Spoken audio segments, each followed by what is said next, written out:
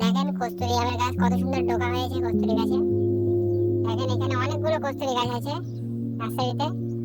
কত সুন্দর সুন্দর খুবই সুন্দর সুন্দর গাছ আছে। দেখেন গাছগুলো দেখছেন কত সুন্দর গেটআপ গাছগুলো।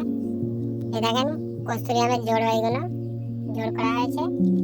দেখেন খুবই সুন্দর দেখতে পাচ্ছেন, খুবই সুন্দর কস্তুরি আমের জোড়গুলো করা হয়েছে।